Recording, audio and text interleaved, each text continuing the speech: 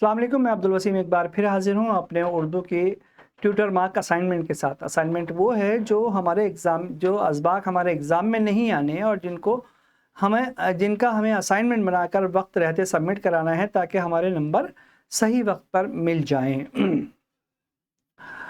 देखिए, ये जो असाइनमेंट है कुल नंबर 20 हैं इसके, और हर सवाल के सामने उसके नंबर दिए गए। सभी सवाल लाजमी हैं, ये पता है, और इसमें लिखा गया है, इसमें ज़रूरी हिदायत जो लिखी हुई हैं वो लिखी हैं तमाम सवालात लाजमी हैं। हर सवाल के नंबर उसके सामने दिए गए हैं, जिसे दे रखें। जवाबी शीट के पहले सफ़े पर अपना नाम, अपना रोल नंबर, स्टडी सेंटर का नाम और मजमून का नाम साफ अल्फाज में लिखना है, यानी कवर पेपर बनाना है आपको। ठीक, उसके बाद है सवाल नंबर 1। दर्ज झेल में से किसी एक सवाल का जवाब 40 से 60 अल्फाज में लिखिए। देखिए, लफ्ज़ों का तादाद मुतय्यन इन्होंने कर दी है, आपको उससे ज़्यादा बाहर नहीं जाना। 2-3 लफ्ज़ इधर उधर हो सकते हैं या 5 अल्फाज इधर उधर हो सकते हैं, लेकिन 20-15 अल्फाजों का डिफरेंस नहीं होना चाहिए। अफसानवी अदब और गैर अफसानवी अदब में क्या फ़र्क है? सबक नंबर 1 ये रहा हमारा सबक नंबर 1। अफसानवी अदब में ये बताया इन्होंने क्या क्या चीज़ें शामिल हैं। अफसानवी अदब में दास्तान, नावल और अफसाने शामिल हैं अफसानवी अदब में, और गैर अफसानवी अदब में दूसरी बाकी चीज़ें वो सब उसी में शामिल होती हैं।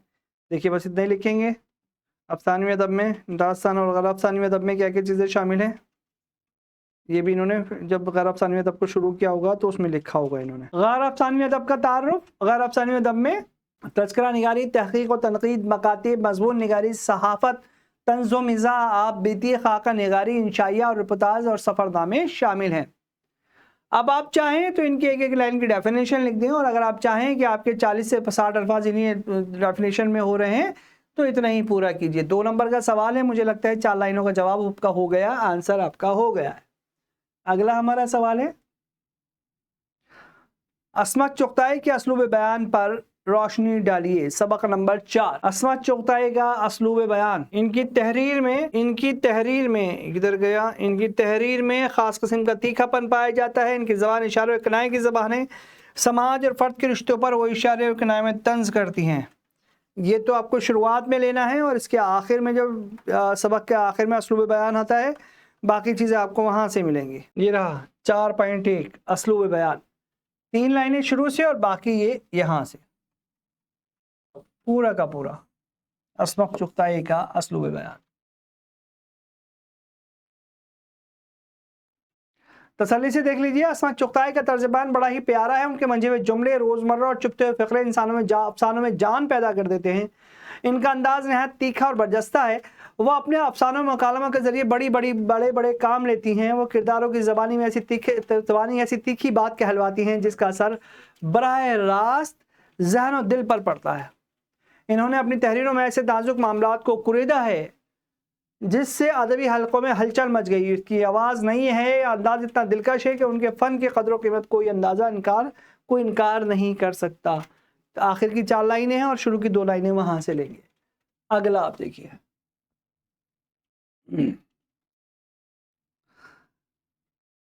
दरवाजे खोल दो ड्रामे के किरदारों में से कौन सा किरदार आपको पसंद है और क्यों, वजाहत कीजिए।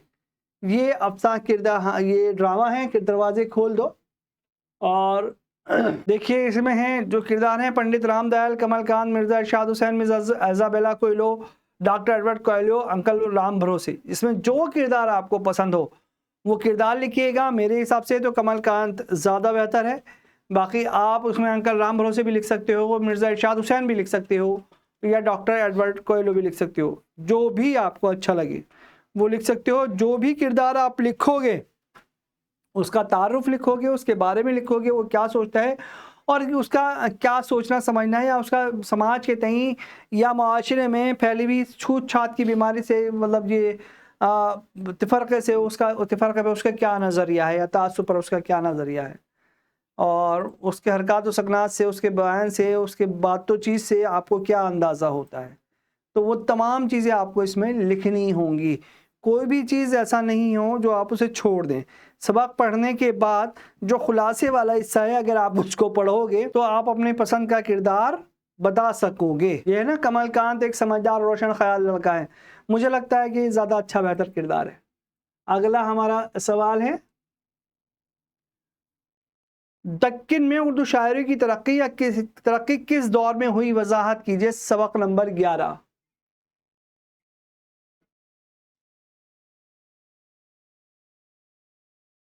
यहां पे है ना, उर्दू शायरी की उम्र तकरीबन 700 साल है। आधा मिसरा उर्दू में अमीर खुसरो ने और आधा फारसी में लिखा और आधा उर्दू को लिखा। तीसरा तरीका, दोनों में से उर्दू की लाए बहुत सी पहलियां मकरानियां बाबर और पंघट के गीत उनसे मंसूब हैं। और ये दक्कन का कौन सा वक्त है जब वो किस ज़माने में परवान चढ़ी? कुली कुतुब शाह के ज़माने में, इब्राहिम शाह आदिल के ज़माने में। ये रहा, इब्राहिम शाह आदिल के ज़माने में। इसमें आप लिखेंगे और ये पूरा पैराग्राफ यहां तक। इब्राहिम आदिल शाह सानी की इल्म परवरी की वजह से दक्कनी ज़बान ने खूब तरक्की की और इस ज़माने में अब्दुल ने इब्राहिम नामा के नाम से एक तवील मसनवी लिखी जिसमें इब्राहिम की ज़ात और सिफ़ात को मौजूद सुखन बनाया गया। और मोहम्मद कुली कुतुब शाह पुरगो और उर्दू ज़बान का पहला दीवान साहिब दीवान शायर है। ये लिखेंगे आप इसमें। अगला हम देखते हैं, दर्ज झेल में से किसी एक सवाल का जवाब 40 से 60 अल्फाज में लिखिए। नज़म परछाई में शायर को जंगो जदल से क्यों नफरत है, वजाहत कीजिए।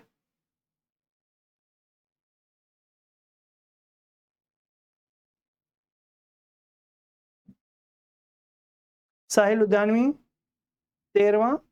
वजा इसमें ये लिखा है जंगो जदल से उसे नफरत है, वजाहत कीजिए। आप जब ये पढ़ लेंगे तो इसकी तशरीह लिखेंगे। क्योंकि शायर कहना चाहता है कि हिंदुस्तानियों को अंग्रेजों ने जबरदस्ती जंग करने के लिए भेजा। ठीक है ना।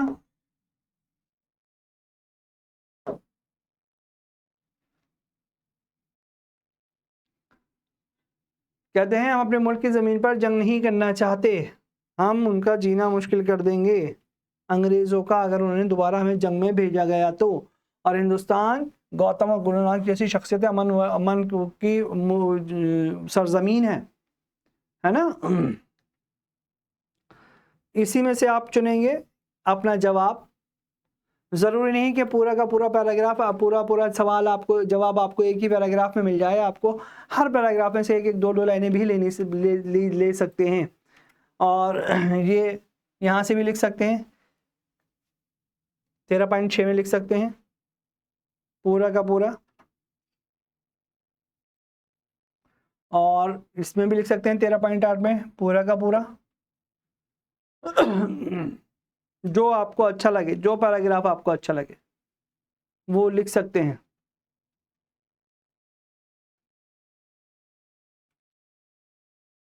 अब आइए अगला सवाल। नज़म खाके वतन का मरकज़ी ख्याल अपने अल्फाज में लिखिए। खाके वतन, एक सेकेंड, ये वाला आएगा। खाके वतन ये वाली सबक नज़म है और इसका जो लिखना है आपको मरकज़ी ख्याल वो अपने अल्फाजों में लिखना है। मोहब्बत है खाके वतन से हमें, मोहब्बत है अपने चमन से हमें। हुब्बुल वतनी लिख सकते हैं कि खाके वतन का मरकज़ी ख्याल हुब्बुल वतनी है और हमें अपने वतन से मोहब्बत है। खाक कहते हैं मिट्टी को, जो हमें ना सिर्फ अपने वतन से मोहब्बत है बल्कि उसकी मिट्टी से ही मोहब्बत है, उसमें बसने वाले पेड़ पौधों से मोहब्बत है, उगने वाले, और उसकी खाक से भी हमें मोहब्बत है। ये रहा इसका, ये नज़म जज्बा हुब्बुल वतनी से भरपूर है। ये लिखा हुआ है इसका, यहाँ पे आप ये पूरा लिख सकते हैं मरकज़ी ख्याल। अगला सवाल है हमारा, किसी एक सवाल का जवाब 100 से 150 अल्फाज में लिखिए। ऐसे शौरा के नाम लिखिए जिन्होंने उर्दू गज़ल को खालिस हिंदुस्तानी रंग और हिंदुस्तानी तहजीब में ढाला। उन शायरों के दो दो अशआर भी लिखिए। ये रहा।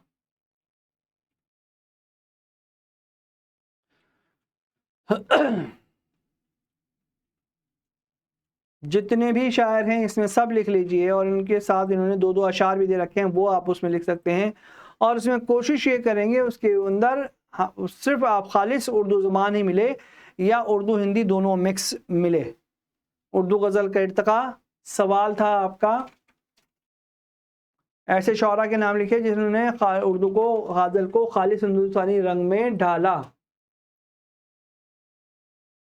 ये रहा, कौन कौन से शायरों के नाम हैं? गालिब का लिख सकते हो, उसके अलावा मीर तकी मीर को लिख सकते हो, उसके अलावा ये कौन है, सीमा अकबर आबादी को लिख सकते हो, ठीक। ये लिख मानी को लिख सकते हो, मानी के दोनों शेर लिख सकते हो। ऐसे शायर ढूंढें जिनको आपके पास 2-2 शेर मिल जाएं। अवामी है, उसका एक शेर मिला है, हुस्न शौक, मल्ला ख्याली, इनका एक है, इनको ना लिखें। जिनके 2-2 शेर हों, ये वाला है, क्या नाम है इनका, वली दखनी को लिख सकते हो, 2-3 शेर हैं इसके। उसके अलावा मुल्ला वजी को लिख सकते हैं, उनके भी एक आध शेर मिल जाएंगे इसके अंदर। ये रहा, बदहाली का जिक्र किया, कौन है इसके अंदर शायर,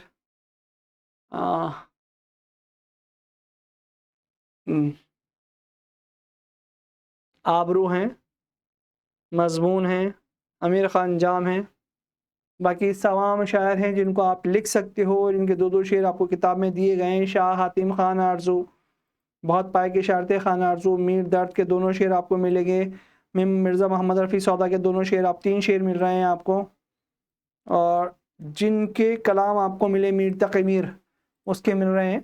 तो जिन शौरा के कलाम में किताब में आपको 2-2 शेर मिले, उन्हीं शौरा के नाम लिखिए और उनके 2-2 शेर लिख दीजिए, आपका सवाल पूरा हो जाएगा।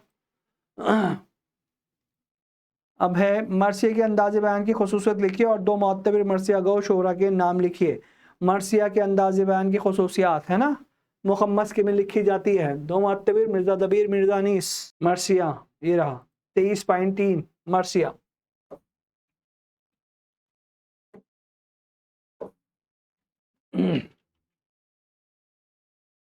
ये पूरे उसके अज्जाए तरकीबी, चेहरा सरापा, रुखसत, अहमद रजस, जंग, शहादत, बैन, और उसके मीर सौदा, मिर्ज़ा अनीस, मिर्ज़ा दबीर, और उसके बाद ख़त्म मिर्ज़ा बब्बर अली अनीस, ये रहा, और मिर्ज़ा दबीर। ये 2 बहुत आला पाए के मरसिया निगार शायर हैं। आप इनके नाम लिख सकते हो। बाकी तो सब ने मरसिया निगारी में कमाल हासिल किया, लेकिन इन पर आके कहते हैं कि मरसिया निगारी की जो सनत है वो अपने अरूज को पहुंचकर ख़ज़ाम को अपने अरूज को पहुंची, और उसके बाद इनसे ऊपर और इनसे ऊपर कोई भी इस सनत को नहीं ले जा सका। अगला,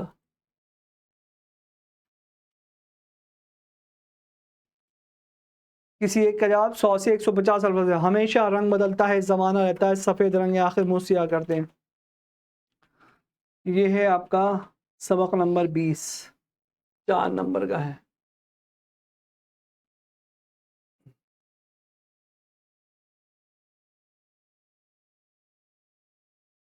ये रहा, ये रहा। इसकी तशरीह और तस्रीह करनी है, तशरीह मतन का तशरीह करनी है इसकी, तीसरे नंबर की शायर की, वो आप इसमें कर सकते हैं। ये रहा इसमें,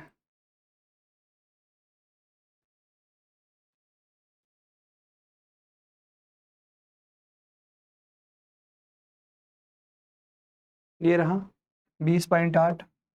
ये आपको इसका पूरी तशरीह मिल जाएगी। पूरा का पूरा करना है। और अगला सवाल इसका कौन सा है, मुंदरजा बाला अशआर की तशरीह के अंदर अपनी पसंद का कोई शेर लिखिए। गज़ल में मतले की तारीफ़ लिखिए। अपनी पसंद का कोई सा भी शेर लिख सकते हैं जो आपको याद हो, या इस गज़ल में से कोई सा भी लिख सकते हैं। गज़ल में मतले की तारीफ़ लिखिए। मतला कहते हैं तुलू होना सा, तलू होने से बना है जहाँ शायर गज़ल का पहला शेर होता है, जहाँ शायर अपनी बात शुरू करना चाहता है। इसका पहला शेर हम मिसरा हम काफ़िया होता है, और यही मतले की पहचान है। या फिर अपना बचपन आंखों में घूम गया, एक बच्चा स्कूल में फिर रोता होगा, सारा जंगल भरा हुआ है पेड़ों से।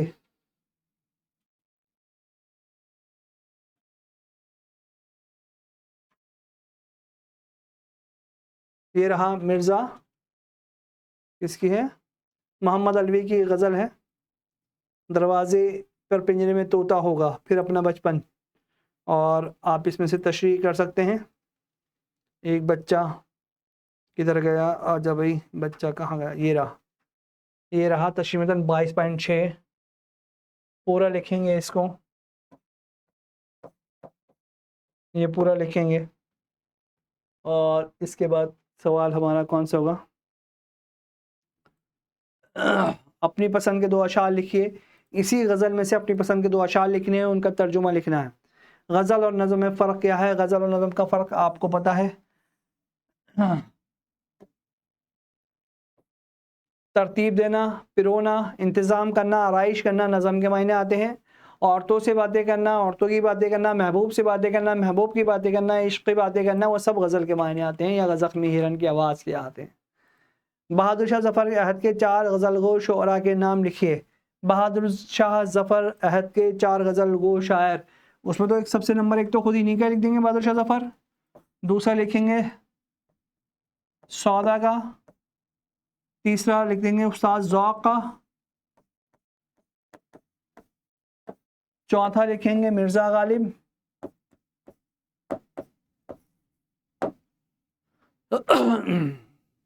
इस तरह ये 4 आपके हो जाएंगे पूरे।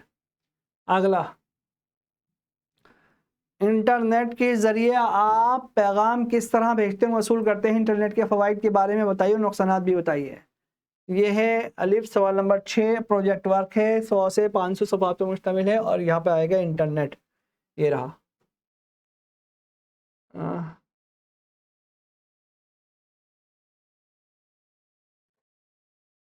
ये कंप्यूटर के ज़रिए होने वाले काम है, और इसमें कहीं ना कहीं इंटरनेट आपको मिलेगा। देखते हैं भाई।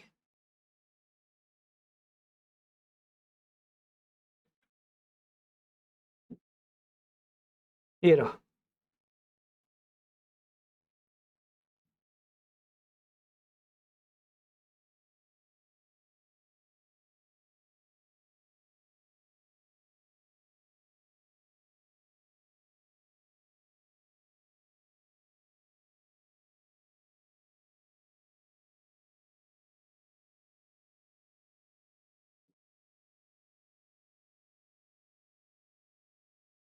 ये रहा। ये है सवाल, सबक नंबर